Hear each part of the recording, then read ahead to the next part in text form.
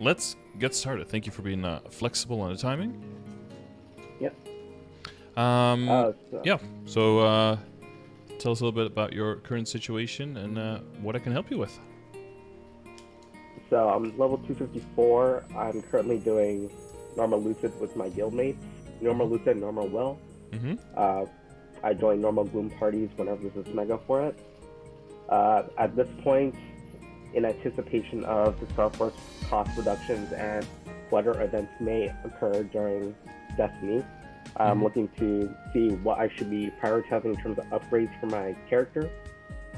Seeing what are the steps in order to enter a normal lucid, a hard lucid party or hard will party. Steps I should be doing.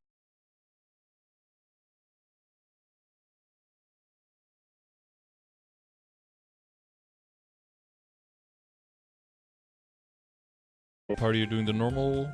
Same party, yeah. Yeah, okay. So basically, I'm just trying to see priority in terms of upgrades for things on my account, on my character, and what I should be saving towards. Yep, sure. Okay. So, all right. So to recap, yeah, you guys have done Hard Damien and Hard Lotus has been a little bit of a shit show, or? Yeah. So Hard Damien's pretty much easy. So it's same mechanics. Yeah, just more HP. Yeah. So, but H-Loads we're kind of suffering on. I think it's just we're still practicing. We still do the run every week just to see if we got any better. But something we suffer on a bit. But I'm thinking once we get more upgrades under our kits, we'll be able to clear it more easily, or we'll be able to clear it. So at this point, I'm just trying to see what's the best way to push my account forward. Sure. So when you guys are doing Hard Lotus, is it like phase 1 and 2 is just fine, and then phase 3 is just okay until it all falls apart, kind of thing? Yeah. And it's pretty long run, I'm guessing. The moment gravity kicks in, like our brains turn off, and then we have people dying. Okay, but the runs are pretty long then, or we one burst. P1's like no burst. P2 is one burst. Yeah. One burst, and then we chip it down to, till P3. Yeah, and then you can get your cooldowns to come back a little bit for part 3. Yeah.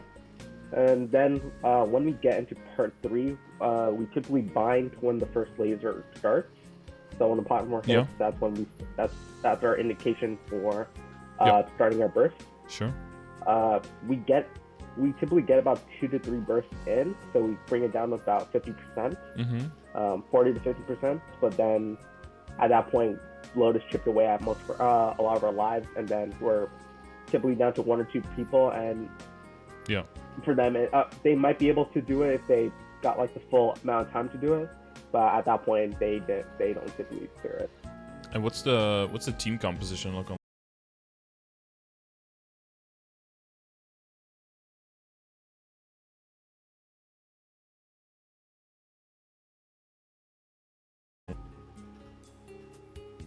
One Adele,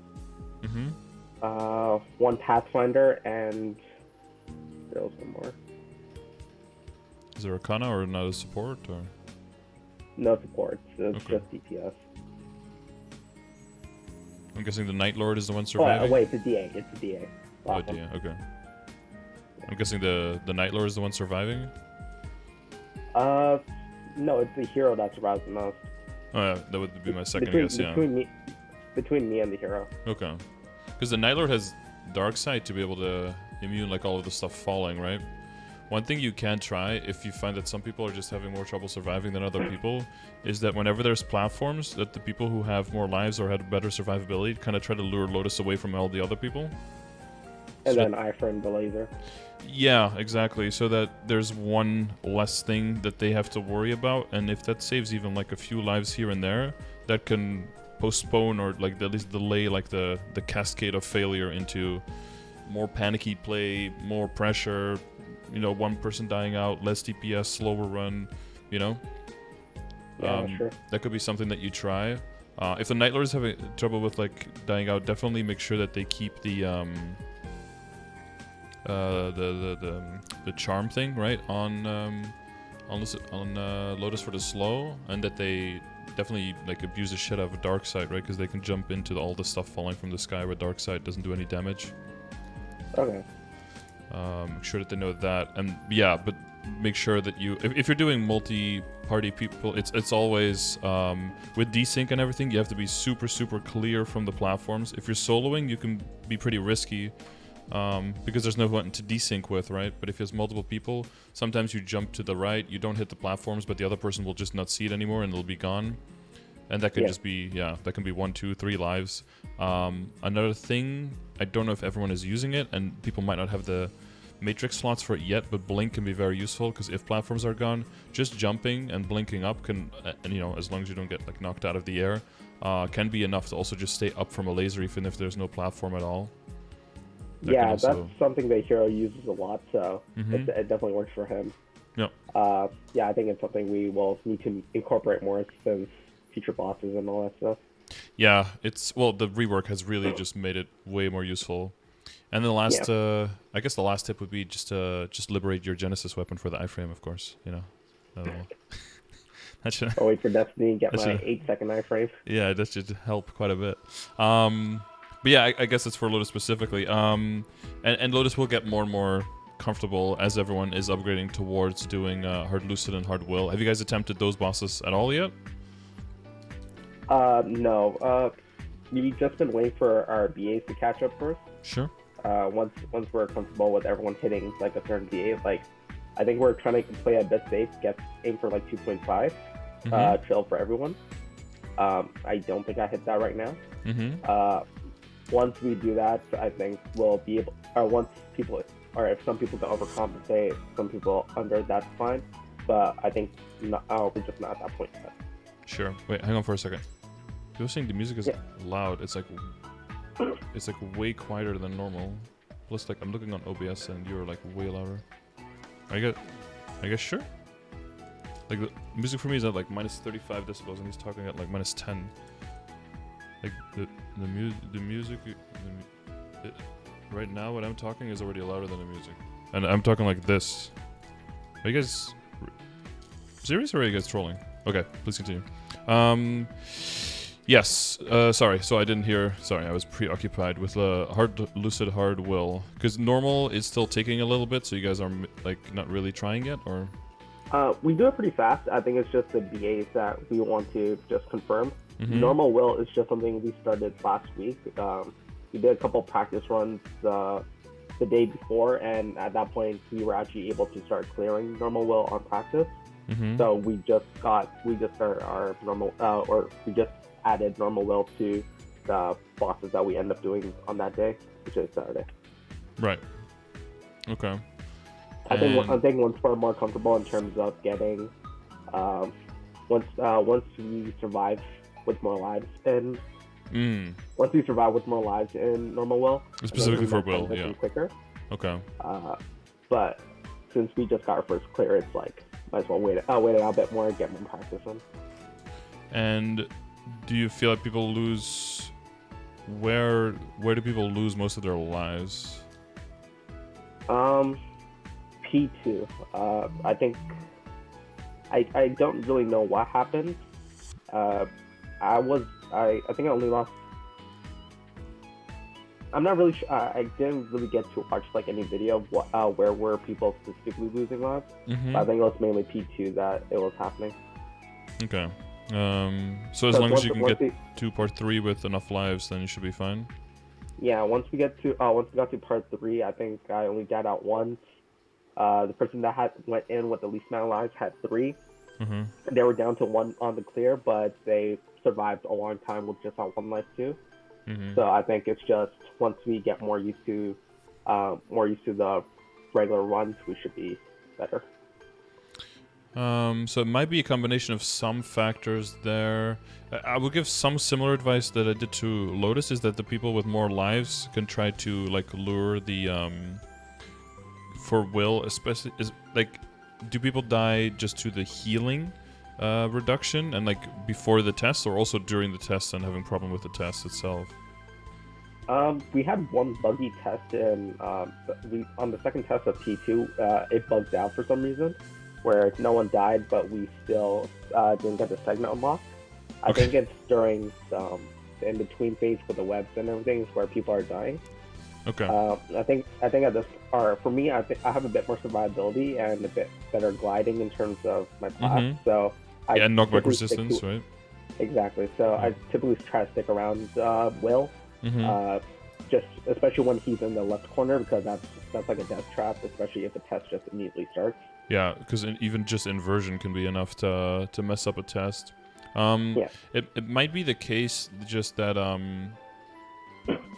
like similar, like you just try to get him to the right corner, but as long as everyone knows what's going on, one of the main things that I would just advise is that you just need to dodge as many attacks as possible. His attacks, like his mirror attacks, can be very deceiving. If he's in the middle, everyone needs to be like on top of him in the middle, because a lot of times people like to stand in like the first quarter and the third quarter of the map, but if he's in the middle, he will push you onto the web, right? And then you get push damage and web or some leg in the meantime, and you'll just die. If he's in the middle, you need to be in the middle, because then if he pushes you, he doesn't push you all the way to the side, and then you can just jump back to the middle. And if he is to the side, you can be like he's in the first quarter, in the third quarter, then you can be in the middle and attack him from the middle, because you won't get pushed all the way to the side. Or, you know, if you're low on HP and you need to heal, then you can go into the opposite quarter, the first if he's in the third, or the third if he's in the first, and then you can stand there and just dodge legs and get healing back. But one of the main things that will help is if everyone has healing familiars, and I'm assuming that that's probably not completely on point yet. Yeah, I think 4 out of the 6 party members have healing familiars, so which is a good amount. But I think if they get the two people that are one of the people that were dying the most, I don't think they have familiars yet in terms of healing. So I think because mostly unique lines, right? So it comes a bit later, yeah.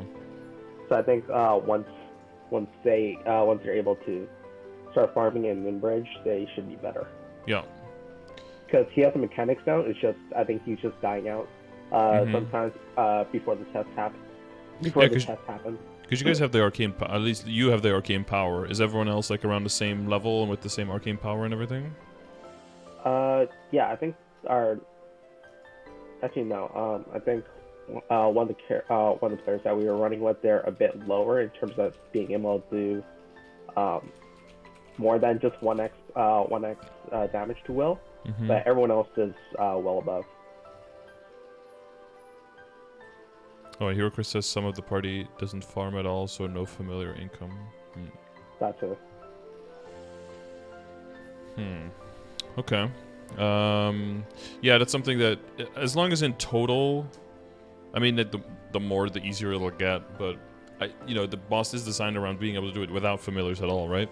So that's more like a crutch than like a necessity. Yeah. But even more experienced parties, if you take, there was like a week or two where healing fams didn't work at all, and people were like actually like dying out or having way more trouble with the boss that otherwise were clearing very easily. So you can, people can get kind of stuck on and taking advantage. You just have to hit spacebar in order to unlock the healing. Yeah. Depending on where you have the NPC chat. Yeah, I have it on. I kind of move it to a different key when I'm doing Will, so I can like reach it more easily. Because usually I have that on NPC chat on Y, right? But it's a little bit too far away, so I put it on W instead, so I have faster access to it.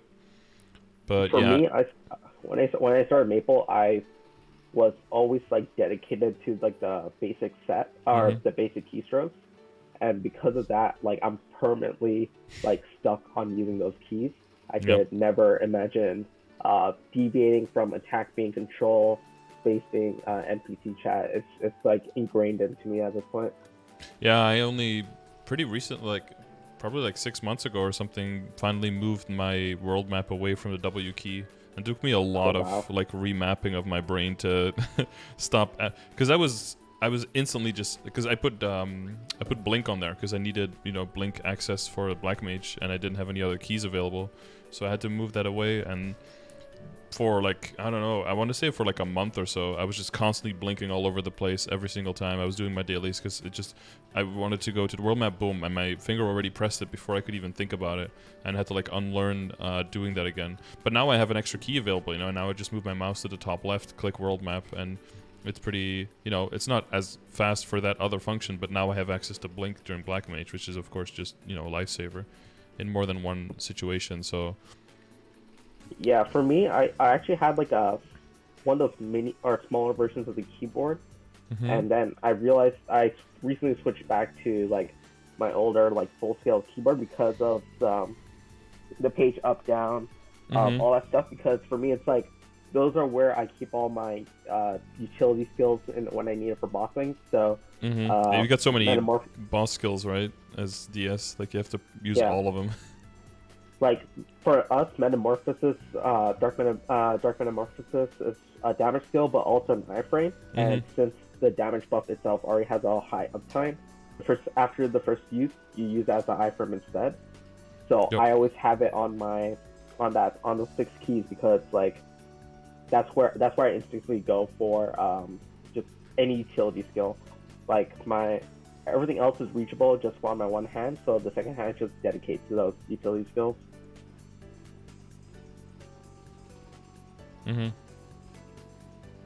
Okay. So yeah, the bosses stuff. I mean, you know, you're giving some pointers. Hopefully that helps, but a lot of it is just, you know, everyone getting a little bit better. Communications. I'm guessing if you fail tests in phase 2, that also leads to like a harder situation, right? So make sure that you have one person at least always looking at the clock on when the test starts, because then you have the 2-minute timer, and then you know ahead of time whether it's going to be, you know, a web test or not a web test, or you can say like, hey, test is going to be in about 10 seconds, and then people can start, you know, positioning properly. But the main thing is going to be usually the legs in phase 2 alternate. So if you see like a leg hit somewhere, then it's going to be a dead spot most likely right after, and a pretty high level of confidence. So just alternating your movement and just slightly move to the left, slightly move to the right. You need to, if you actually just stand there and get hit by everything, you will just die out just from the legs itself. Like you have to actively be dodging legs.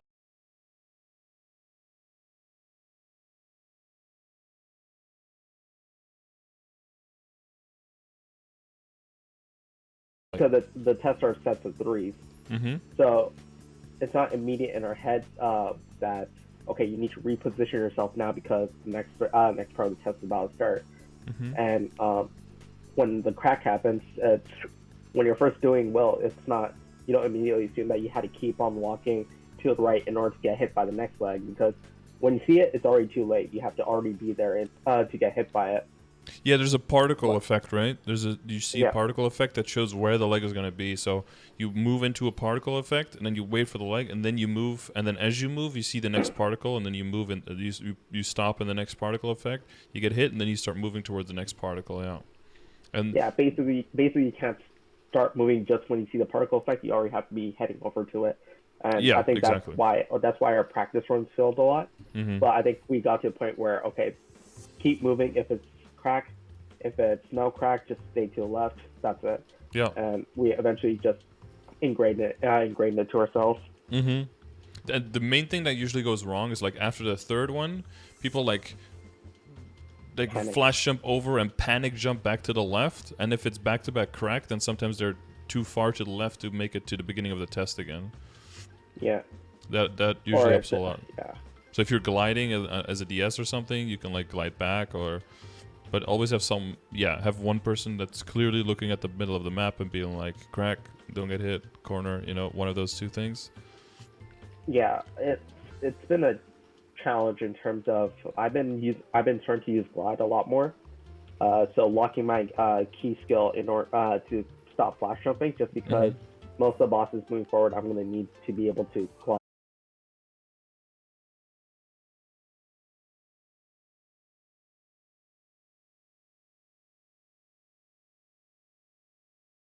During P2. P3 as well. P3 you just glide. Yep. Yeah, so for me it's like I've been slowly integrating it into bossing. Yeah, I never did the flash jumping as a Demon Avenger. Like I was like a level 190 before I even realized we had a flash jump, so I was always gliding. I had the same issue. I thought it was permanently gliding until I found you could right click the skill. Yeah, that wasn't even possible when I was playing. That was added later, yeah. For me, I would set default gliding, and then I realized, oh my gosh, you could right click and just flash jump. because I was trying to farm in. I think it was in either no, it was in Choo Choo, and I was like, okay, so how do I use concussion and flash jump, because I can't, like, you can still flash jump when the key locked, but it's like 2 buttons at that point. Yeah. Because you have to use the jump key, and you have to use the direction key to flash jump when gliding is default. So I was like, okay, something's wrong with my key set, because everyone else is doing it a lot more quicker. Then I realized, oh, you could toggle walk on it. Yeah, glide is going to make much more sense on a Demon Avenger as well, when Frenzy is just like an area around you that you can take with you when you're gliding, versus flash jumping around. Flash jump just sucks though. Yeah. And the flash jump just feels like it goes a little bit too high, like a little bit more too parabolic in the in the trajectory. Yeah. Like I look at Hero Chris's Night Lord flash jump, I'm just envious. Yeah, and it's a double flash jump. You just go horizontally so far. Yeah, but then their vertical mobility is kind of, until they get their up dash, it's a little yikes. It's all rope lift. Yeah. But yeah, that hurts them in the survivability in Lotus, in the sense that they can't just like up jump and then glide around, because you can do that, right? A lot of times you could just glide in between all the stuff that's falling, even if you don't have a platform. Yeah. But like as a Night Lord, you just dark side and then counter all that stuff. Yeah. I will say, for me, Hard Lotus was always like tricky and I feel like I can die to a lot until I started doing Black Mage, which is just so much more difficult. Like phase 3 of Black Mage, there's just so much going on. And then once, started getting a little bit better at Black Mage, and then going back to Hard Lotus just felt like there was nothing. Like it felt like normal Lotus. Like there was actually nothing falling from the sky. You actually have to like purposefully try to get hit by stuff almost, just because you're just used to so much more. So your response time gets better, and the amount of variables that you can like process increases. And then Lotus, by comparison, just feels like there's not that much going on actually. But when you were starting off, did you felt when you were playing your Demon Avenger, did you felt that the debris in Seavel was harder than the debris in Lotus, normal Lotus? The debris in Seavel, so like the rocks, was harder. When I was playing, no, but that's because the Lotus debris was changed. When I was playing, the Lotus debris started outside of the screen and came falling with a starting speed, like the balls in Magnus.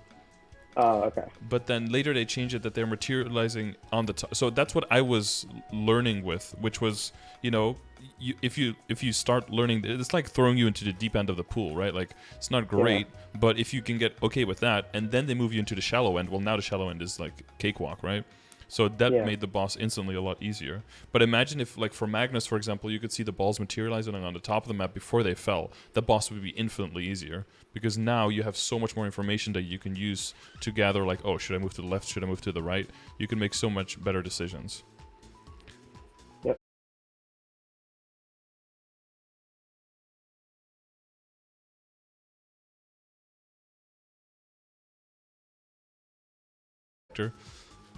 Yeah. I would say I did solo with my hero, and yeah, the iframe is fucking godsend. We'll say that. I think it was just because there was less debris in Lotus that it just felt easier. But like Seavel was like the perfect training for it. Sure. Yeah. I almost feel like the balls in Magnus is like a better training, because you have to respond way faster to everything. Sure. They did make Lotus also better with the hitbox of the Demolishizer, right? You probably were still playing, but the Demolishizer's hitbox for a lot of time was about 50 to 60%. Yeah, it was just like below it. You were not even nearly getting hit, but you would always die. Now you can be like very close underneath it, dash out of the way, and be fine. So that's also... Honestly, the only time I get, like, if I ever get stuck, I'm just iframe. It's just 30-second iframe on my shift key. Yeah, I was gonna say you typically don't dash probably, because that's a little bit of a delay and a lock at the end, right? Yeah, and if you time it incorrectly, you might actually just die from it as well. Yeah, because you're like extending your hitbox, so you actually still get hit. You just get hit on the end of the dash, way away from the thing that supposedly hit you. Yeah. Okay, but you feeling good about the bosses? So what situation are you at right now? What level were you again? 242? Did you say that? No, 254. Oh, 254. Oh, sorry. 254. Okay. So you're like way in Hardwell territory in terms of like bonus damage and all that as well, and arcane power. And is everyone else in the party around that level as well, like early 250s, late 240s? We have 250, 250, 250 to 255. Most of us.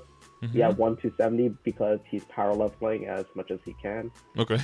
And we have one. We had 247 join us last time. He's the one without the familiars, but I'm not really sure. I'm not really sure if the arcane power is there or not. I wasn't able. I didn't take a look at it. Okay. But most of us should be contributing. No problem at all.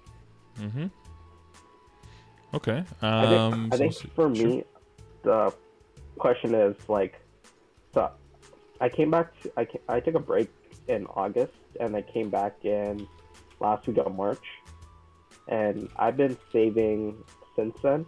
I'm currently at the 100 bill mark. Okay. And for me, it's like I'm gonna by the time any Star Forcing event comes in for Destiny, I think I'm gonna be closer to the 175 to 200 bill, just based off my current trends. And for me, it's like that's a lot of hours of farming, and I really don't want to make a mistake in terms of priorities, in terms of upgrades. Definitely. Okay. Yeah.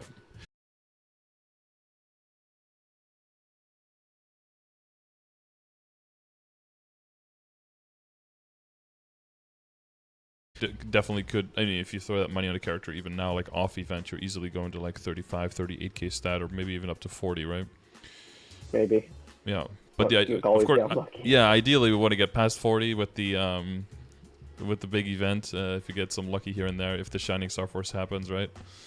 Yeah. And if you could just instantly make the jump from not doing a hard lucid to maybe like duoing it or something, some crazy stuff like that. If I can duo it, that would be amazing. Yeah, well, yeah, and in all the changes from Destiny to the Demonslayer as well, right? And the buffs coming in. I will say though, like in general, a party is just so much stronger as a whole if you have like a Kana in there, not only for the domains but also for the longer confirmed bind and the double binds, and that there's just one person that's purely there for the support stuff. Yeah, dedicated, and everyone else can just be like just listen to those callouts and be boom, and then immediately respond to those callouts. That makes it easier, but as long as you guys have the role division within the party as well, then that's fine. Yeah, I'm typically the one making the calls in terms of determining when to burst. Yeah, that's another thing, right? With will, you have to, and especially if you're going into hard will, one of the most difficult parts is determining who bursts where to make sure that you can hit the timers for the tests. For phase 1, and then making sure that most of the stuff is up in the beginning of phase 2, so you can immediately full burst phase 2 without, dicking around there too long and getting destroyed by the legs and the webs and all that stuff.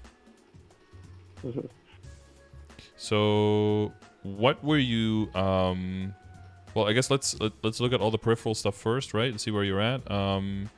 Did you have any plans already made for Destiny in terms of your Legion and your links? Honestly, I've been neglecting that for 2 months now, and probably like 2 months back when I was still playing. I think I'll eventually hit my training burnout once I just do all the upgrades, feel like I made some kind of progress, and then I feel like I could spend more. I could like just full send my Legion, do a couple of 200s, and just like get back to a balance. So it definitely is neglected. I still haven't even leveled up my Legion once since I hit 3,500. So it's like, yeah. Well, it's only one extra character in, so maybe it's not even that super important, right? Yeah, for me, I just prefer the level coupons at this point. I don't want to risk like somehow forgetting to claim the coins, and then that turns out affecting how many coupons I get for that week. Yeah. So for that reason, I've been focusing on just if I get levels, awesome. I still have the bonk potions. I haven't touched any of them. I think I used 2 of them, but the rest of them I haven't used yet. I have a couple of characters that are like standing by, so those will most likely get it. Okay. But you have an idea for the summer on who you're gonna Terra Burnate, stuff like that? Because that's gonna be a lot of free stuff and possible.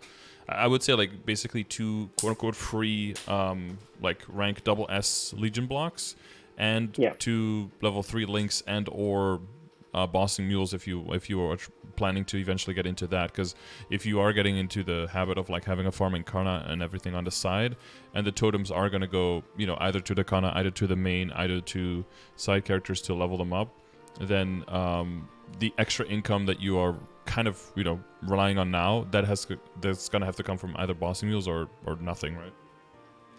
Yeah, I think I wrote it down in our guild chat, but I might have forgotten it. Yeah, I don't remember which class I was picking for it.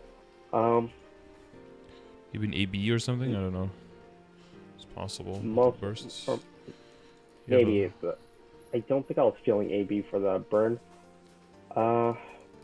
Actually, I do think that is a popular one, if I recall, for bossing meal, so maybe. Yeah, I think their main attack progression is a little yikes now, but that changing, I think, will make them way more viable than anyone gives them credit for right now. I'm just assuming, but I'm guessing Hero is not really a good bossing mule in terms of there is a bit of a learning curve until you could. Yeah, they're just weaker early on. They're very much specifically like a support and a farmer. I would say better than Kana in the sense that more balanced. But Kana can like do all of them. It could do like the support and the farming and also do the damage and just, do everything. Yeah. But yeah, to be honest, I don't really have a fixed idea. Yeah, no. I mean, maybe you thought about it before, but you know the list, right? That I have with the links and everything. So you could basically just start from the top and see what you have. Because if you are planning eventually, but I think 6K Legion is probably something that you will just aim for and then kind of park out there, right? If eventually you want to go for 8K, then this might be a good time to get some level 3 link skills in. But honestly, I think I'm going with just a mindset of going straight to 8K, like not even imagining. Okay, get to 6K first, take a break. I think for me, it's like just get a character one and done with. Okay. Up to 200. I think, especially with the Destiny changes where the pre-quests aren't mandatory anymore. That's going to streamline the whole process, yeah.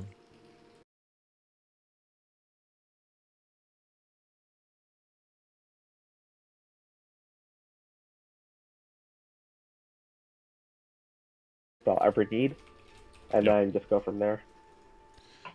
Yeah, when it comes to like, you know, efficiently getting the levels and everything, I think more is better in the sense like more characters is just a lot more free levels. But then when you're trying to iron it out from there on out, because I think it's still, you could get a lot of benefit for just making a whole bunch of just level 100s. And then, what the fuck, windows go away. And then from there on out, be like, okay, these are the characters that I absolutely hated. You know, these are eventually just going to become bonk potions or mega burns or terra burns or whatever. And these are the ones that I liked. Fund them and then, you know, train them up to 200 kind of thing. But then you'll be able to make a little bit more of that assessment around level 100. And again, like, you have 21 more slots, right? You make 21 more level 100s and you're already pretty much at 6K. I think, like, the practice I've been doing was getting one character up to 140 at a time. I think I'm going to start doing more of a batch thing where I would just do it 3 or 4 characters at a time, slowly just level all of them up like that up to 140, then switch over to a different set, do 1 to 4 at a time. Because like efficiency wise, the Zakum runs and all that will definitely be efficient, but it's also like I'm not really comfortable about doing like having to do Zakum every day for like probably an hour just to get on like 20 characters at a time. So I think that's a bit batch wise would just like not tire me out or like not bore me out at the same rate. Yeah, for sure. It's just like the slow and steady. I usually tell people like if you make one new character every other day or something, then before you know it, you'll be done. Right? And like if you make one character every other day, then like 6 weeks from now you'll have your full 40 characters, and then the first half that you made will probably already be at 140, and the second half will maybe like around level 100, or like going towards 120, and then you have all the level 2 links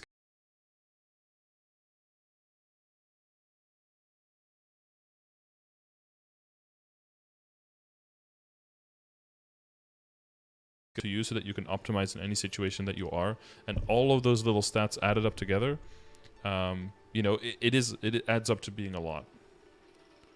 That's why if I ever take a break in terms of working on a character, it's always after I get them to that 140 level. Yeah. Just in case, like, the level 2 link skill and the milestones. I think, yeah. Yeah. Yeah, that's good. Okay. Cool.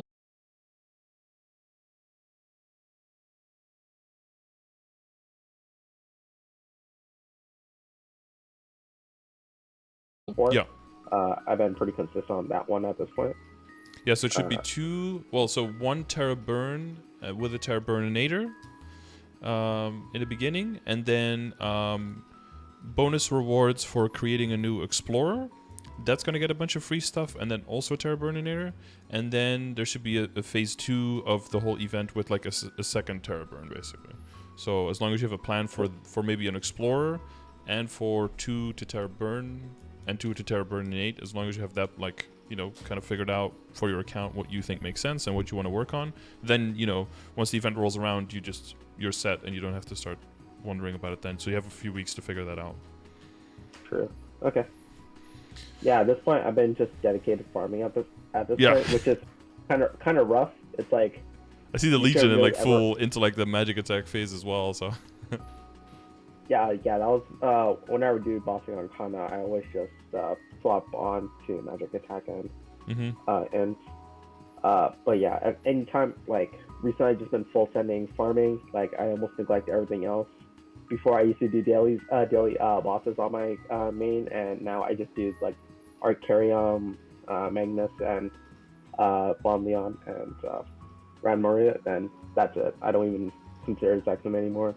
Even though like I do rely on the cube and flame income. Yeah. But at this point, it's like just FOMO, just milk that Kana as much as possible. Then when it's nerfed, then okay, just gone to the side, then I can go back to my daily. Yeah, you don't want it to. Yeah, I talk about it sometimes when you're min-maxing, you stop min-maxing because you're like min-maxing within a micro system, but then you're not min-maxing anymore within the macro system, right? Yeah. Like trying to max out all of your crystals in a week is min-maxing within the crystal, but you're not min-maxing in your gains, which the crystals are supposed to represent. So then you have to take a step back and look at what is this a part of and how can I optimize this whole system.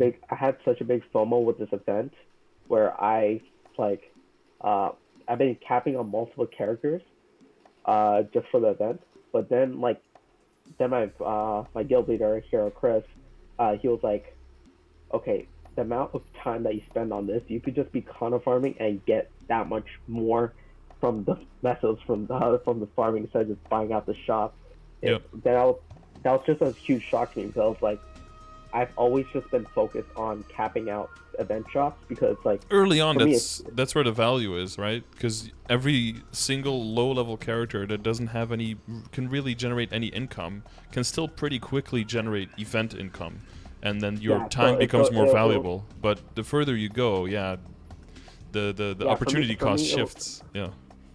For me, it was like, oh my gosh, I have these useless characters I have on the side. I can now level them, and I could just send anything in the community shop. I can fund my main with that, and that doesn't even cost me meso. It just costs me time. But at this point, time is also messed up. Yeah, exactly. Yep, exactly. But yeah, now I've just been dedicated farming. I haven't even touched my main totems yet, so I'm just gonna wait till a nerf happens to do that. You're gonna buy them out before the end of the month, and then burn yourself out on a Demonslayer, and then work on Legion. Well, I mean, you're gonna be working on like Terra burns and Terra burninates on the side, so that's already gonna be a lot of Legion progression. Because even if those are just like new characters, you're probably gonna at least like that 1 220, 1 210, 2 200s. So that's already like 830 levels, right? You're already looking at 4.5. Yeah, and with the bond potions, I should probably hit about 4.1 maybe, or 4 to just like probably 5k then with the burns in the event at least. Yeah. So I think I should be good in terms of getting at least one step forward with the Legion. It's just a matter of continuing that kind of progression. Mm-hmm. Okay. I guess the next picture I see here is your matrix. Did you have any questions about that whatsoever? It seems like you're working on that quite well. I have like nodes in my storage that I could just be popping and using them, but I've been trying to like I want to see what my stats or what my BA will be without the event buff and everything. Yeah. So sure. once the event buff is done, I'm gonna do a BA. Once that's done, I'm gonna add all my nodes or all the nodes I have in my storage and pop them all and max out all my 5th job skills. Yep. And Weapon Aura and God's Blessing. See if I get see what the nodes will gain from that, and then do like incremental stuff where, okay, what happens if I max out my V matrix? How much of a damage boost did I just get from that? And then slowly do that with upgrades as well. Yep. Just to have like, I also just don't want to see like, let's say I did all at once, I have everything done, and then I do a BA. I just don't know, okay, how much effort did, or how much did my work in my V matrix just contribute to my damage boost? How much did my work in equip upgrades contribute to my damage boost? I kind of want to like segment it out as much as possible. Okay, sure. So that's what I'm trying to do. Yeah, do it one at a time. Yeah. Yeah, that'll help you see what the efficiency is on the individual upgrades. I assume you're still rolling that Chaos Ring. I'm looking through the equips a little bit now. Nope, is that locked? Expired. Oof. Yep. -4 on attack. That's a dropper meso ring ever. It's like paid 3.5k whatever, and then crystal then tokens on that, then made it weaker than like freaking Master Ring or Master SS Ring. Unfortunate, yeah. It is what it is. I'm not gonna waste effort trying to re-roll that. That's just a waste of mess at that point. Yeah, for sure. Well, I think you can only have one, right? So you'd have to like drop it if you want to get another one. Delete it, then get a new one. That's just too much mess at that point. Yeah. So you're sitting on the fake Abzo, and then basically, what is it? 5-star Fake Arcane, yep. Fake Arcane, yeah, and then 5-star Abzo, and then 18-star. Pretty much everything. Yep. Okay. Nice cup. Hey. Yep, cup. Yeah, I still do Pink Bean just for the potential chance I ever roll a better cup, but I'm pretty comfortable with what I have. Mm-hmm. No, yeah, that's next upgrade is a book, most likely. Most likely, yeah. Just based off the outplaying score. Mm-hmm. Are you keeping an eye out for the Damien shield, I guess? Yep, that's I actually the first time we were doing guild runs, I ran with my Kana, but then I realized, oh my gosh, I could potentially get Damien shield if I take my main in instead. So yeah, making sure everyone else doesn't loot it and everything. Yeah. I actually haven't been doing that, but luckily or unluckily, it hasn't dropped yet. So yeah, well, you don't want someone else to yoink it and be like, oh shit, that's your best slot secondary. Yeah, make sure you're minded for it. Switch party drop into just me first. Yeah, put it on leader loot. Yeah, and then if it's a berserk, you just yoink it in front of everyone. Yeah. Oh, that would be even more funny. Damn, instantly kicked. Like, okay, hey, new party. I see my shield in there. And then oops, there was also a berserk for the eye patch. Okay, may or not have been. Oh, yeah, eye patch. Yeah, like may or may not have been a shield, boys. The CRA helm is a work in progress. So I've been that was like my weakest flame, and so I've been trying to re-roll it. Okay. But yeah, that's why it's like that. But it's normally not like. Not quite best in slot yet. Yeah. Okay, so so obviously the big jump. But this is your full set always, or is this just your mobbing set? This is what you're always wearing? So if you scroll to the top, I think I include what I wear for mobbing. I think it was one of the first images. Oh, yeah. So this one's my bossing one, or to be honest, I forget to switch over to my bossing one most of the time, but that's my the one right above it's my mobbing one. Yeah. Okay. But there's still a lot of commonality between It's pretty much like a hybrid set. Like this is probably what you've been wearing like since like the late 220s or early 230s, right? It's been after Maple Hotels. I've been stuck on. Or actually, no. Abso was more of a recent change. I think it was like I did that the last month of since my break, which was in August. But everything else has been the same since Maple Hotel. Okay, so how are you looking on, because I see equip backups here. Oh yeah, and here we have the item backups. 4.2 Galax, 2.6 Daenerys, okay. Then the boss droplets are probably going to be the bottleneck, right? Yeah, 19 Lucid and 2 Will ones. Have you gotten, wait, so you only have 2, so you guys only cleared once or twice, normal Will? We only cleared once, which was last week. Okay. To be honest, we haven't been trying Will until last week, so that's the reason why. It sounded like it was more like something that you guys have been doing for a while already, so I had interpreted it that way. My bad. Yeah, sorry, my bad. Was not clear? Clear. Okay. I was like, oh, you guys have been running for so many weeks, and you guys are so high level, but you haven't tried hard yet. Like, huh? But yeah, you have so much money as well. You're gonna see a huge jump. Yeah. So there's two things. One is, obviously, you tap up the CRA and everything, and that's pretty straightforward. The main question is, do you see yourself going full arcane and at least like 19-star arcane, or do you see yourself more just going high-star Abzo? In which case, either you need a bunch of backups, or you need to kind of, drop the current 18 that you have and like try to tap for 21s. Do you see yourself going for full arcane with like at least 17 at first, but then like 19 stars at least after a little bit, or do you think you want to just stay with Abzos and work on all the other stuff first and then see where you stand? Because even if you pick the first option, you still have like a lot of clears ahead of you before you can even switch to arcanes, right? You'd have to get really lucky with drops and everything. Yeah. So right now I've been. Eventually, the plan is to switch to arcanes.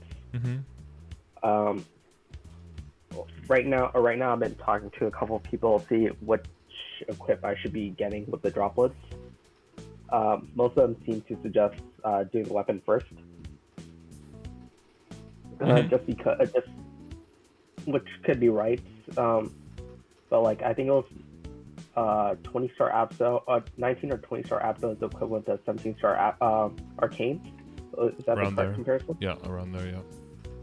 So they suggested do the weapon first, keep a will shoulder or something, and just keep it in storage for now. You could tap it to 17, but just keep it in storage for now. Just wait for the backups to push it any further. And in terms of Abso, I should just 18 stars is not a bad place to stop. If you want to push it a bit more, you can push it to 19. If you want to push it a bit more, push it to 20. But if there's no point, they basically said like it's kind of a weird place to stop at like 19 because you're a one stop from 20. But that getting from 19 to 20 is also a big investment. But then at 20, you're also scary one. At 20, you're also at. It's also just one tap away from 21 because 22 is where it's dangerous. So. Yeah, and at that point you don't really need arcane anymore, but then where is your money going to go otherwise? Yeah. Exactly. Well, I would say like the weapon is a big upgrade. You already have the fake weapon. I think that can take some pressure off your account, and I would suggest, and especially looking at your inventory and the backups that you have, is that the main thing that you probably want to work on first is getting like full 21 on CRA and all of your, because you don't have superior Galax right now, right? No. That's a huge thing to move into. I've been holding off on that for so long. But that's kind of good because now you're just going to go for the full transfer, right? You're not going to do the first up to 17, then get like decent potential on it, then transfer it again, then potentially boom it afterwards. You have everything in one go. So that's like the big move that you want to do. You want to definitely like get your CRA all the way to 21 at least, maybe even 22 because of the money you have. But I would say like tap into 21 and then moving on to the other stuff. So here's the order I would do things in. Like boom, CRA to 21, right? That's chapter number 1. Chapter number 2 is trying to get the fodder, all the fodder for all the superior stuff, all up to 21 and transfer into 20 superior. And then it'll be up to you and to like reassess like how much money you have left at this point, include like needing money to redo all the potentials, right, for the superior stuff. At that point, if you have gotten horribly unlucky or anything like that, probably the next step would be rings, is to completely switch into Star Force rings and try to get like 21 kind of treasure, 21 how big is your kind of treasure right now? Because you have one equipped there, but I don't remember the it's 15 star. Okay, so the it would be like getting a 21 kind of treasure, 20 and then at least have a 20 superior, right? And then possibly like a 21 Meister, and then seeing what the fourth ring is gonna be. You don't have a slime drop, I assume, right? No, no. So I think the 122 star I want to really commit to for this event is 22 star earrings, because right now I have 5 superior backups for it from just drops, and I have a few reinforced ones that are saved up, but I'll probably get a few more of those. But I think 5 is a good point where I could just like make that jump from 21 to 22. The belts are a bit low. I only got 2 belts dropped so far, so that's probably gonna be a 21 for now. Gullex coins I have 4,200, which is about 6 equips. Yeah, I'm doing enough, right? 6 equips, 7 by the time that it's shining. So I think for those, if I somehow get it on the first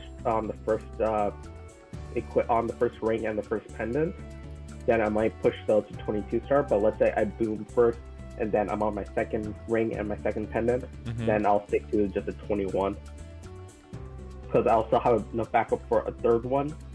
So if I even booming, if I boom to even going to 21, then I could just use the third one, the transfer hammer, and just keep that at the 20 star. I don't think I don't think your plan and my plan, what I'm saying, I don't think they're incongruent. I think you can do both, but I would just like layer everything in steps of like lowest risk to higher risk, and if you have money left, then you just go ahead with the next one, and if it doesn't work out, you go back and then you like settle for 1 star lower. But I wouldn't take it as the initial like you can do that, like, and it's totally your money, right? You could do, you'll be like, I want a 22 e-ring, and I want you to have a 22 star earring, but I want you to have one when you can financially support that, and not just because you have backups and get baited into doing it, right?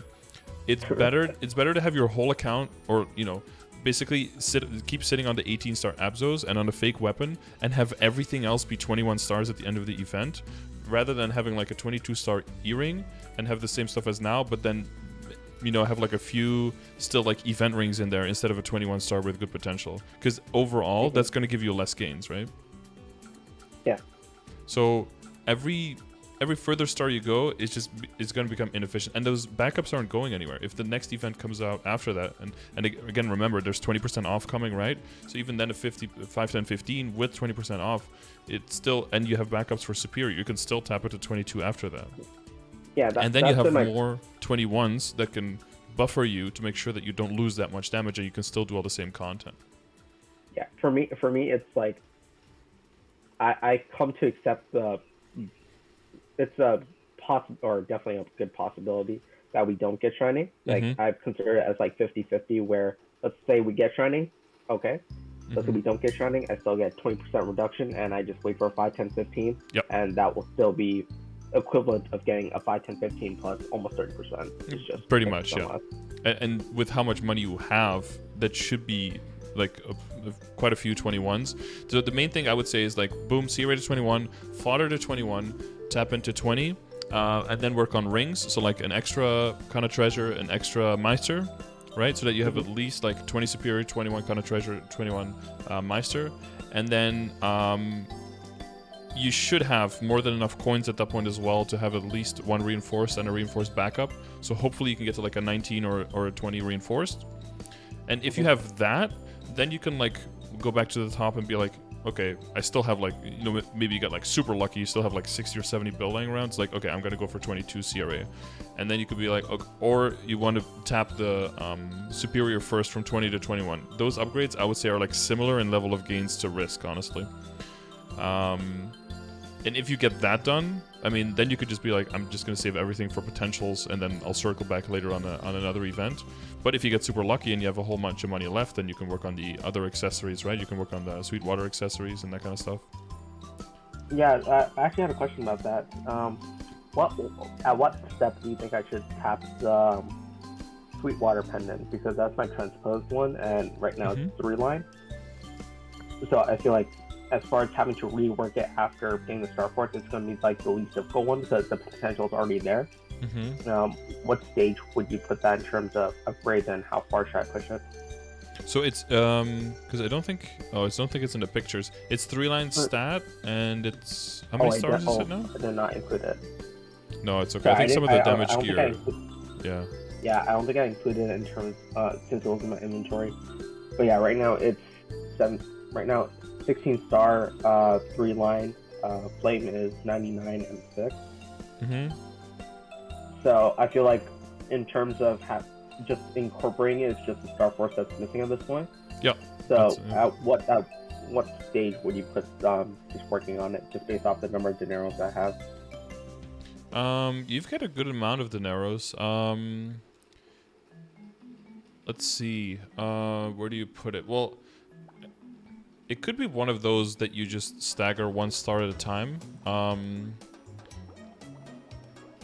Depending on the dineros, right? Where you just go like, basically what you did now, like go 18 everything, go 19 everything, so that you can control kind of for the booms a little bit more.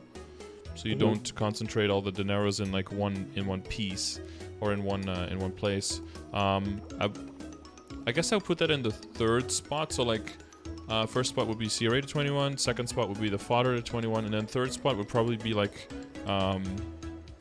staggering the 3 accessories, like 1 star at a time, to see if you can get all of those to 21.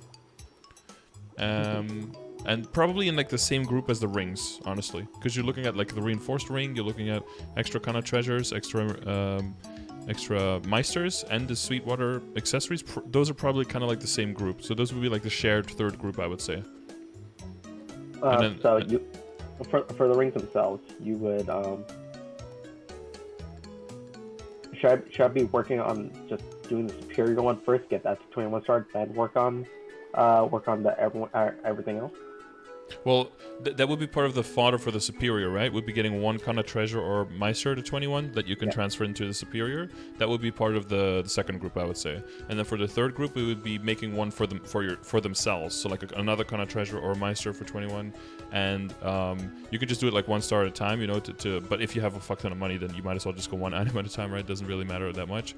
And then together with the Sweetwater accessories, that would be like the 3rd priority, I would say. And the 4th priority would be either to tap the superior that you already transferred to 21 and see if that all works. If that doesn't work, you know, you like go back to step 2 basically, to do that again. And if that all works, then at that point you can decide you go back to step 1 and take the CRA to 22, or you reassess like how much money do you have, does it all go into potentials to materialize? Because at that point, Star Force, you know, that's super big, but unless you also throw the potentials on top of that, especially with the transfer hammered stuff and the new rings, you're not really materializing those gains yet.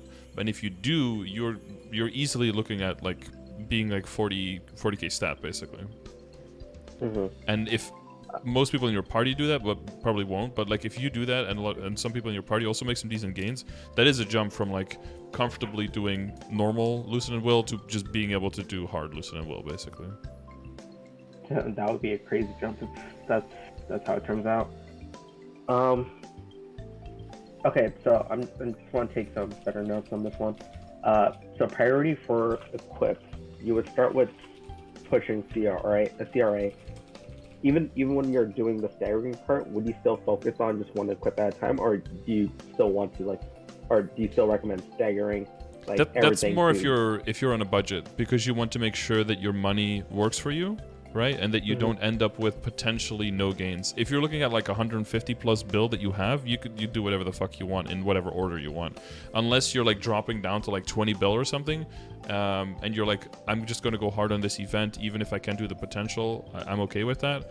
Then you want to start staggering, you know, once the risk starts becoming decent that you might actually not finish with this piece and have to settle lower, then you might want to consider staggering if there's multiple pieces you're working on. But if you're looking at like unless you're like below, I would say like 15 or 20 bill, once you get to like that point of money left, then you want to start making that decision for yourself. But as long as you're above that, you can basically do what you want. I'm looking at it more in terms of like the priority and risk per group of equips. That's why I'm saying like, you know, group 1, group 2, group 3, group 4. That's more your priority rather than how you do it within those groups. Like with the dineros, I would look a little bit more. But again, if you have 2,500, you can also just do one piece at a time. But once you're going like below 1,000 dineros, you want to be a little bit more careful in like how you do it, and then staggering is probably a better idea. Okay. Can you just characterize the groups again? Sure. So CRA would be group 1, right, up to 21. Yep. Group 2 would be the fodder up to 21, so you can get it into 20 superiors guaranteed. Group 3 would be the Kana Treasure Ring, Meister Ring, and the Sweetwater accessories together, basically, as a group of 5. And then Group 4 would be either would probably be trying to tap the Superior from 20 to 21, so that you can have it quote-unquote done for quite a while, and then you can really work on the potential, because I know from experience how shitty it is to look at 20-star superiors with good potential, because then you're like, that's a really big risk to tap after you work on the potential already, because then it's like, I can't really transfer in again, because then you have to redo the potential, right? Or you have to wait super long to get a lot of backups, right? Which in the case of your earrings wouldn't be too bad, right? Because you would have the 4 backups, so that's not too bad, but you have a lot of coins, so that's cool. And those coins would those coins would also be reinforced rings, so you can add the reinforced ring to the group of the Kana ring, Meister ring, and the Sweetwater accessories. You can add that one there. Okay. And then the group 5 would be going back to CRA and tapping the CRA to 22, I would say. What would you recommend in terms of how many how many superior gears I pre-buy before tapping? Yeah. That's a hard one. Yeah. So superior ring, you could always buy one, because you're gonna have to transfer one into a slime ring eventually anyway. So you want to have a backup. And you could treat the superior pendant in the same way, that you can still already buy one preemptively, because, you know, eventually, hopefully, maybe Source of Suffering in like 2028 or something. Yeah, that was a similar mindset. I was actually. Those are safe. So if you pre-buy one, then on the week itself, you might even be able to buy an extra one, you know, if you need to. For the other ones, so that's luckily also the 2 that you would have to buy anyway, right? And the other ones you can already have backups on. So I would pre-buy one of each, and probably like at least pre-buy one reinforced as well, so you can have the opportunity for one extra. But yeah, so I would just buy one of each 3, I guess I would say. So that's 700, 700, 450, just at 1850. So you're left with 1400 backup coins. So then you which is enough to buy 2 of the. Yeah, if it goes wrong, you could buy one extra of each. Hopefully, it only goes wrong on one. Then you can buy one extra reinforced. Should be a decent buffer, yeah. What do you think of the belts? Because I only have 2 backups at this point. Yeah, that's one of those. I got lucky with the earrings, but unlucky with the belt. Yeah. That's one of those where if you if you get to group what group is that? It would be at group 4, right? If you get to group 4 and it's like, I have money, but I don't have a crazy amount of money, you do the earrings first, because they're the lowest risk of the 2, right? Say the earrings go wrong and you have to remake the earrings once, or God forbid twice, and now you're like down bad. Now you can be like, okay, well, I guess the belt is going to be a project for another time. But if the earring goes first try and you're good, then you might say, we're actually going to try the belt. And if the belt goes wrong, then the second one you just keep at 20, right? And then wait for more backups. Or if you do the other ones, right? The ones where you buy backups and they all go and you don't have to buy any backups and you have coins left on Superior Golics, you might, maybe you buy a belt as a backup, you know, if you still have the money and you still have the coins. Because next time you're going to have that kind of money, there's going to be time, and if you're okay with doing Helix, then you're going to rebuild your coins anyway. Because the only other things that will need coins is if you're tapping to 22, which is like very risky, and I would advise only doing very late into the game, or if you want to get a reinforced super high. But that reinforced slot is probably going to also look at maybe being replaced by a slime ring or getting replaced by an Oz ring. So that reinforced slot there isn't super important to push super high. If you can get like 19 reinforced, 21 Kana, 21 Meister, and 20 Superior, that's already an insane upgrade. You get the Superior to 21, right? And the reinforced ring maybe gets replaced later by a slime ring or by an Oz ring. Then you have like that's like pretty much endgame, or that's like Black Mage ready in terms of like Star Force. You said 21 star for Meister and Kana's Treasure. Yeah. What Star Force would you like, since in the Group 3 category, what would you recommend for the Sweetwater Pendant? Same. I would just aim for I would aim for 21 on all of those. Okay. I think you will have the money for it. And the reinforced, it will be like the 19 if it goes that way. Probably, because you'll want to, if you can, you'll want to keep as many coins available afterwards for the fourth group. And then if the fourth group succeeds, you can go back if you want to. If everything goes first try and you're still sitting on like 1,400 coins, you could be like, fuck it, I'll try reinforced again. If it blows up, I'll have one ring slot that's suboptimal. But again, Oz ring or slime ring can still come in there, so it's not super, down. And you're still making a huge upgrade compared to where you were, so you won't like feel weak anyway. Yeah. I was hoping I had like a 2-line stat ring that drop gear ring that would just like make up for a bit. Yeah. Also optimal. So that's fine. But yeah, I think reinforced might still be like a lesser priority. I think more of it's going to just be hopefully getting the superior to 21 star. Yep. But then going from there, seeing maybe just settle if I just don't get on the first try. Yeah. Well, if you're doing this many things, a few things are just gonna boom. That's completely unavoidable. Happens. Yeah. Hopefully not all of them do, but definitely none of them. Definitely not none of them will. Like something's gotta give. That's it's just unavoidable at that point. Where is your Hey, so let's see. Where's your emblem at? Should be in there. If it's not, oh yeah, here, I see it. Yeah. Oh yeah, with the line of damage. Yeah, so it's like that's close to being 3-line without being actual 3-line. Yeah. The secondary is 2 boss with 1 attack. Yeah. Yeah. After that, it's mainly because I feel pretty secure after like big upgrade like that to be able to say like after that it's just completely owning in on arcane weapon, right? Yeah. And then hopefully you get a drop here or there. But going back to that, so what do you recommend in terms of arcanes?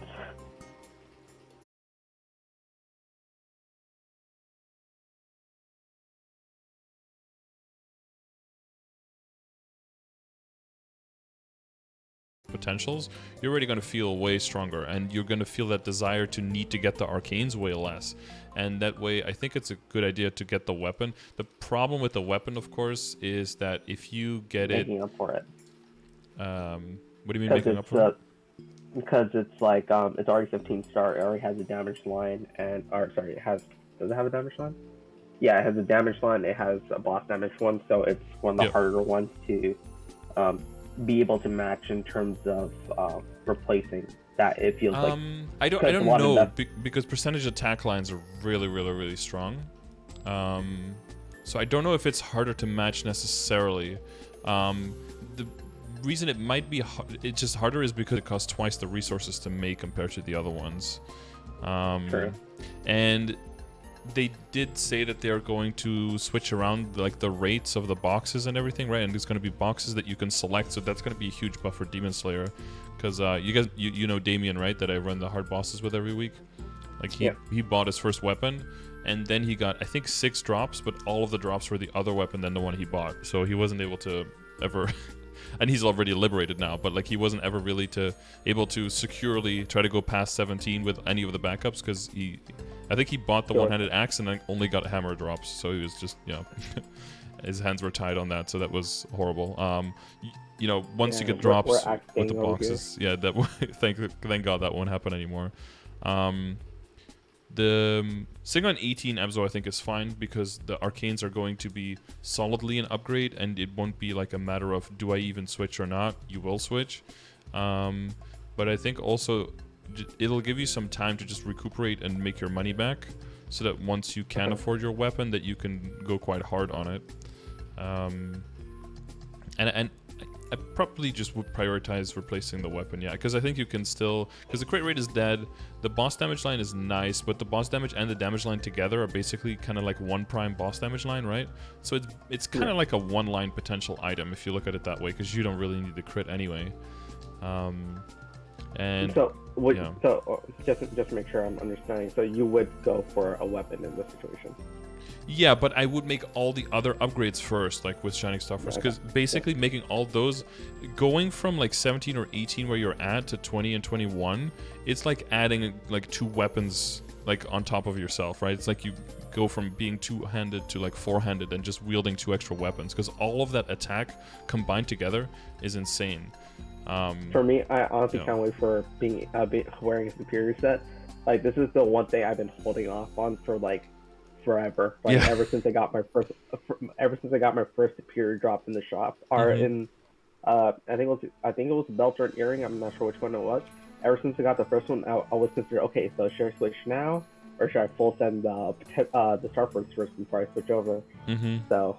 And the more you wait, the more opportunities that are possibly more optimal later on arise, and then the longer you wait, and then and now we've already waited so long, so you might as well wait a little bit longer.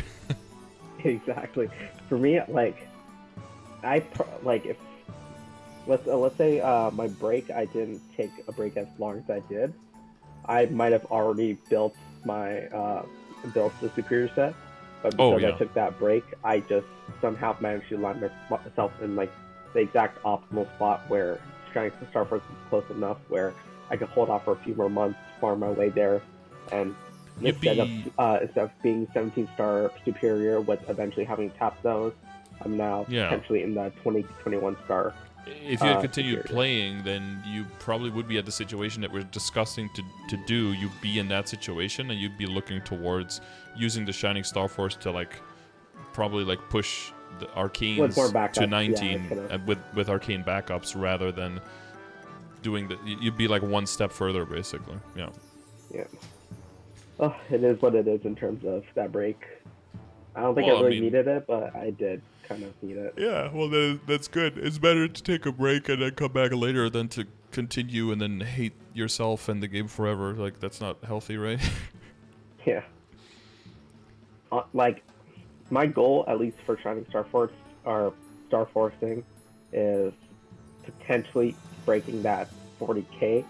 Yeah. Or I'm like 99% sure that'll happen with the amount of money that you have available. Like, I remember my marksman jumping into that, like going into 20 Abzo and good potentials on everything. That got me into 40k, but you're going to be like tapping some extra 21s on top of that.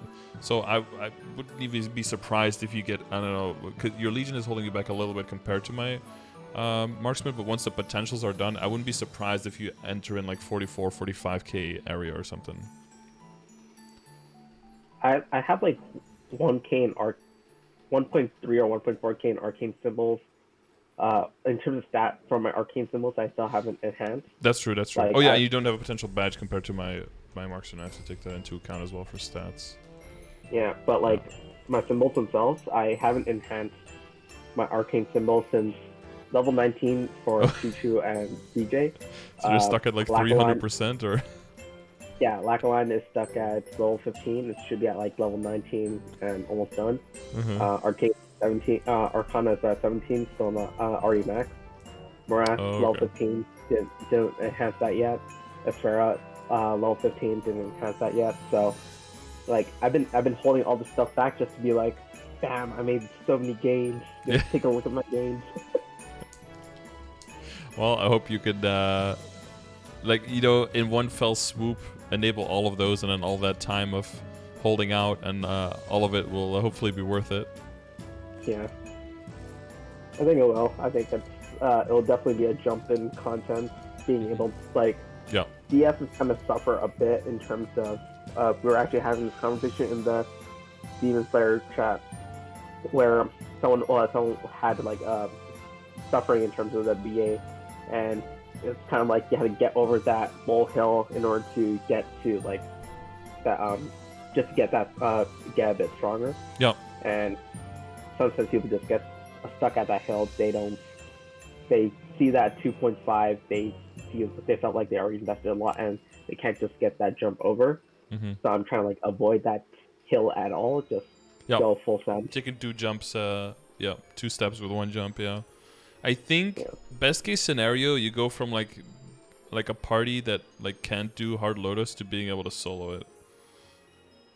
I think I've seen a couple of solos. I think duo will most likely be the outcome. Just sure. Damien, I think I'll probably be able to solo.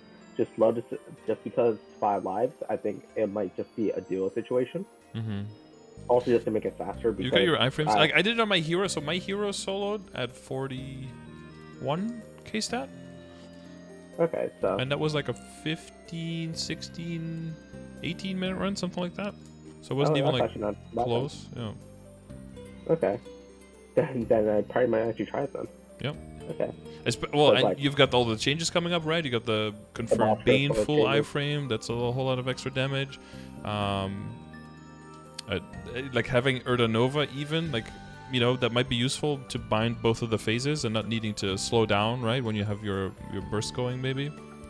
But it's going to come down to surviving in phase 3. That's just the main thing. I think the only change right now for Demon Bane is actually just going to be the iframe right now. The damage change is on a different patch. Yeah. Oh, yeah, true. That's like an after change, right? But although, yeah, I mean, that's like on usually we get those a little bit faster. I wonder if we'll get them like right at Destiny or right after, because in Korea they were like a month after Destiny or something, right? They were really close by. Like the extra changes for Demon Avenger as well, when they added the damage to Revenant and to the Dimensional Swords. That was really close after as well. I think it was 4 or 5 weeks after, yeah. I don't know, fingers crossed, right? maybe maybe all at once, who knows? Honestly, I kind of like us currently being a 2-minute class right now, but we'll probably switch over to a 4-minute class once what do you call it? Once Demon Bane comes a thing, but that's still, we could still do our cooldowns are still 2 minutes anyway, so we could still do like a main 4-minute burst and a 2-minute burst afterwards. Yeah, you have like a big and a small burst, yeah. Yeah, Arc has the same thing, right? Like our spell bullets and our Goddess Blessing, really, really big 4-minute ones. But then, you know, the Beast is on 2 minutes and the spell bullets are on 2 minutes. So you kind of just have like a small and a large bind. And then you just synchronize that with Domain, right? The Goddess Blessing for Flora is 4 minutes? The Goddess, yeah. 40 seconds on a 4-minute, yeah. Yeah, and then for you it's 2 minutes, yeah. Yeah, for Demon Avenger, it perfectly synchronized to have everything at 2 minutes, but then you have Revenant on 4 minutes, so then that's the 4-minute versus the 2 minutes, so... Yeah. But they were moving a lot of other characters to 3-minute, and then some characters they're just keeping on the 2 to 4-minute combo. Yeah, it's interesting what they're doing, but I think it's okay that there's differences, but as long as there's like congruency within the kit, like... You don't want a character to have like a 90-second skill, a 200-second skill, a 150, a 300, a 400. That's just like, what are you doing? But like between the classes and having to figure out like what combination of classes is good, who synchronizes with each other and who doesn't, you know, I think that's interesting, and I'm okay with them keeping that. But... Okay. All right. Are there any equips, I guess, that you see that you were wondering like where does this part go? Or where does this fit into the priority? It's mainly a question of potentials at this point. What do you think of the first one, the secondary? I have a second since there's no secondary, but this one's already 75% boss damage, 1-line attack. Do you think I should just like, it's not really worth, is it worth tapping, or not tapping, but like throwing Meisters at a secondary just to see if it little 2-line for mobbing purposes, or is it just fine to keep this until a potential future rune force shield? Yeah, I would just wait for the rune force, because I think you will get enough damage from all the upgrades you make now, and then slowly moving into arcanes. And there's like a few potentials, you know, that you can tweak as you go. You're mainly going to be working on potentials, like you're going to bring the heart up probably to 2.5 to 3 line pretty quickly. Most of your accessories, the attacking accessories, to 2.5 lines, and you won't have any trouble like killing stuff. And then from there switching into like a rune force shield, that will be then a nice upgrade, because by then also you have more experience with all the bosses, and the bosses have just become easy, so you're okay to welcome that extra challenge of taking 25% extra damage from everything that tries to kill you. You're going to need a little bit of a buffer for that anyway, because if you throw that shield on now, if you're going normal will, then you're just dying out, right? Yeah. So it's good that you don't have it yet to get overzealous. You know, you need some more training before you can wield the two-handed blade that cuts yourself. Yeah. Basically.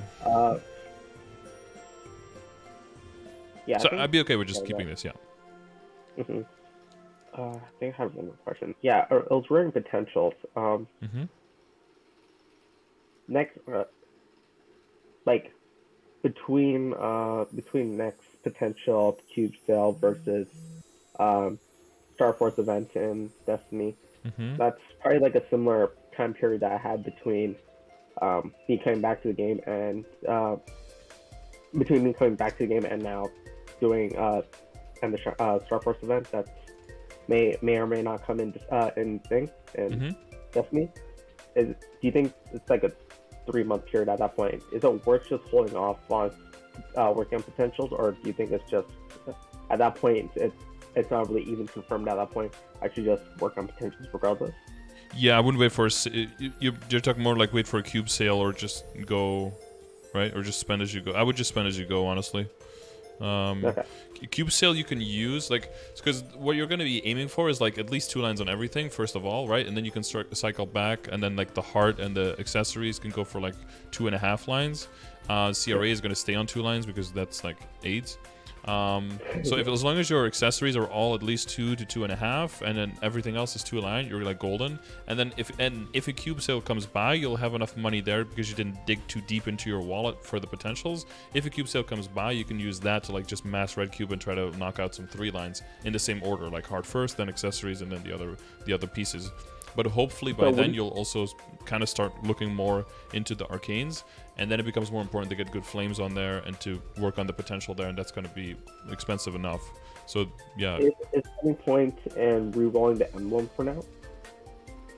No, I wouldn't do that. No. Okay.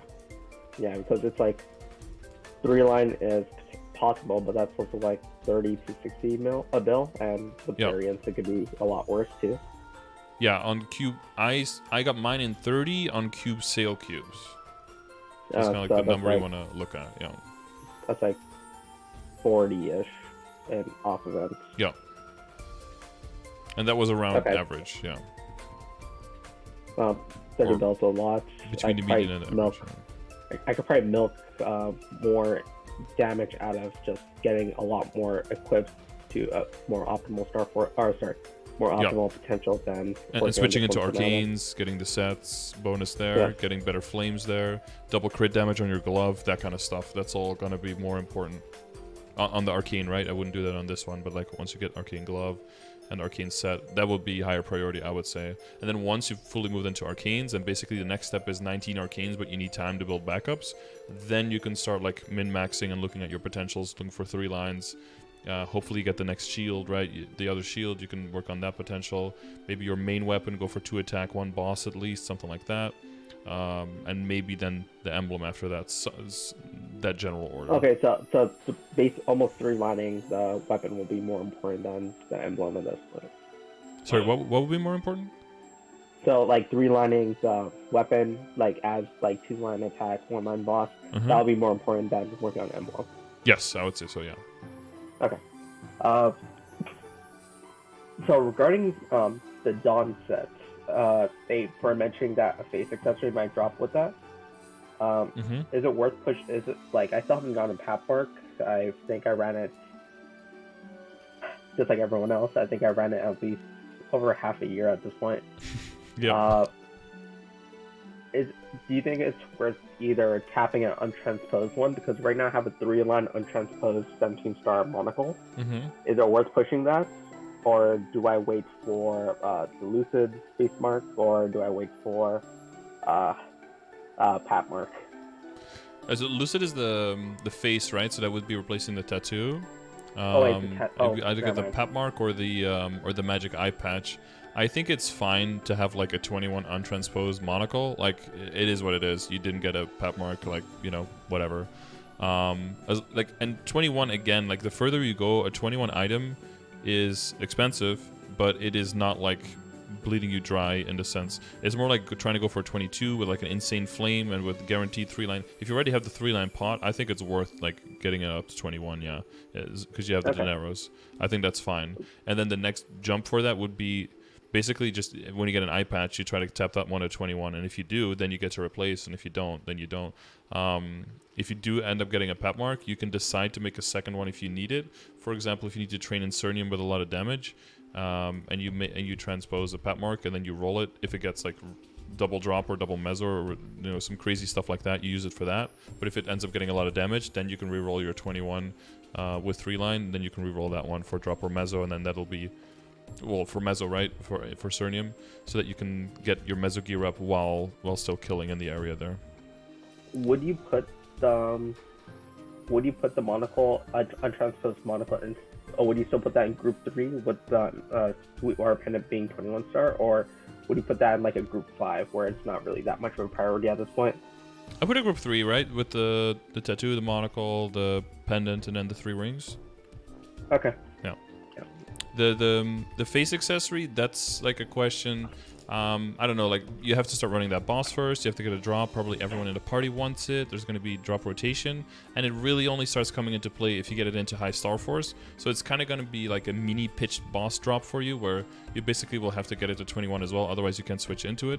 Plus, it'll need to synergize with the slime ring. So you're going to have to get a slime ring, which means you're going to have to get another 21 Kana or Meister to transfer into Superior, tap the Superior to 21, and get it into the slime ring basically. So there's a lot of build up towards that. Just that thing dropping is not like, oh wow, now I'm endgame, right? That's why I try to make sure that I don't emphasize the term best in slot too much, because I don't want people thinking like, oh, I got the drop from Lucid, now I'm best in slot. It's like, no, there's like a whole bunch of stuff that needs to fall into place before you can qualify that as being best in slot. So why can't next time just make my life easier with let me craft a Pat mark? Yeah, something, because the RNG is just garbage. Yeah, I have one character now from the 6 characters that have been running forever. One character still doesn't have it, and then meanwhile the Demon Avenger has 8 of them. And it's like, can I just move some where over? All the Pat marks are going. Just going right into your DA's inventory. Yeah, I think he has 8. My hero has 4, I think. And the arc has 5 or 6. Pat mark from a couple weeks ago. You know, it's always bad if you start running on a second character and the second character gets on like the first or second run, and then your main still doesn't have it. That's the worst. Yeah. That was that's a doozy. For me back then, I had my second my Kana, I had actually got Absol on her before I got it on my main. Mm-hmm. So. For me, it was kind of like a weird feeling where I had 16-star or 16-star Absol on my Kana before I had Absol equipped on my main. So just like similar situations. Yeah, you have people with like 245 Kana farmers or something, and their main is only 220. It just feels a little awkward, but do what you gotta do. I think that mine is already at like level 240. Right now, and I haven't used a single. I don't think I used any 2x coupons on it. So yeah, it just levels even. Yeah, you try to keep it as low as EXP as possible to stay in those areas, but yeah, the levels just slam on without even trying. I need some kind of EXP like debuff. Yeah. Just like convert my EXP into pots and let me just use it on different characters. Oh yeah, something like that. That would be crazy if they allow you to do that. There would have to be like imagine like a 280 just training and being like, I don't need to go past 280 and just bottling up their EXP and giving it to like a level level 1 just instantly getting to level 220 or something just from like an hour of training. Yeah, because if you've seen those EXP numbers, like it's crazy how. My hero I was talking about that is like full setting his training. He was like, I think he did. I was checking his Maple.gg, and he did like 9 or 10 trail within the past 14 days, and that like just one of those trails would have got me a level, and for him, I think he didn't even get a level just from finishing that, so it's definitely a lot. Oh, see, look, what the experience that I do on my arc in a totem is the same EXP as you need to get from level 0 to 232. That's my totem EXP. Yeah, that's really that's crazy. like every single 2 hours you can just make a level 232. That's like the freest like 11k legion in the world. Yeah. There would have to be some kind of, you know, factoring in or inefficiencies. Yeah, build in. Something would have to, because the power levels would be out of like off the charts. Yeah. Okay. I mean, if they get desperate enough, they might make it. Yeah. Just make it a catch-up item where you can save your EXP onto on your character and transfer it in shop. Now you're thinking in credit cards. The Right. Is there? Okay. I'm thinking if there's anything that we have forgotten or anything you feel that we could address, because we're coming around the 1 hour 30-minute mark. No, I think I'm good. I think we covered a lot of my concerns about in terms of upgrading, because I've been talking to like a lot of like people like in our in the Demonslayer Discord, my guild leader and couple people in our guild chat as well. Like I've been like one-on-one conversations about, okay, what do you recommend, and I've been trying to like get input from everyone, see what is like the best way to do it. Obviously a couple of different opinions about star forcing, but they all generally focus on the superiors, focus on the CRAs, get those, lock those in, and then work on everything else afterwards. Potentially get the arcane weapon, because arcane weapon is definitely a good decent upgrade for you as well. Yeah, those attack lines are going to be massive. Don't focus too much on the arcane other equips until you get like full set arcane equips. So yeah, you wouldn't need them as much. All the other pieces combined are going to be able to carry that load, so that you don't feel too pressured to need to switch over too quickly. I think what's most likely going to happen is me focusing on arcane equips after I get like a similar situation with superior equips that I have right now, where I have like a lot of backups available. Straight send to 21. I don't think 21. That's gonna be more money though. Oh man, that's so expensive. But to 19 is pretty doable, but 21 is yikes. I'm thinking at least 19 when I do try to switch over from Absolab to Arcane. But you're in a good position now with it. Even 17 is a switch, right? And then you can hold backups and then try to send them from 17 to 19. And if it does blow up, you just re-equip the Abzo. You know, you don't have to wait in that sense. That's a good point. Because the set bonus changes, right? It's not as important anymore to switch the whole set at once. Yeah. Two-set Abzos? No, two-set Arcane's not really a thing though, right?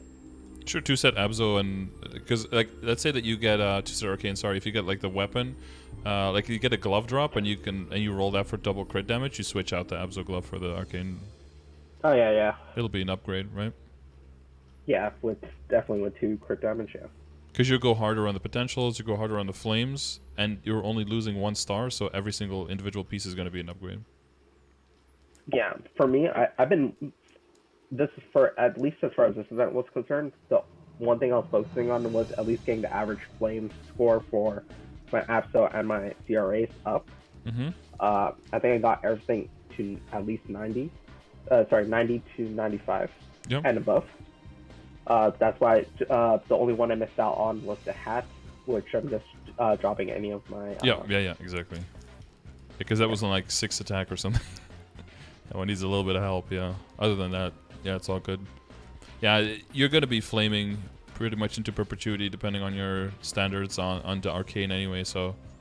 Honestly, flaming is such a weird system, because like, you could go, like, you could do really terribly or you could do really well.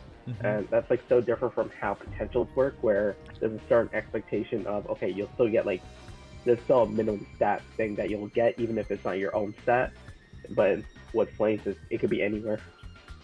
I mean, you can roll like Dex and Magic Attack and whatever, right, and get basically nothing as well. I think it's more similar to Potential at least than it is similar to Star Forcing, right? Because booming is still, yeah, true. that's still something. Magic Attack would be nice. Yeah, you'd rather get Magic Attack than lose your item, so still a worse outcome there. All right, yeah. So yeah, but like you said, like if Shining Star Force comes out, then that's obviously what you jump on, and if there isn't, which is definitely a possibility, then we jump on just the next 5, 10, 15 after the 20% off, and yeah, make sure you start early in the day because you're gonna have, even with the faster Star Force animation, you're gonna be Star Forcing for quite a while. Give yourself enough time. I'll have to book a day off for that one. All right.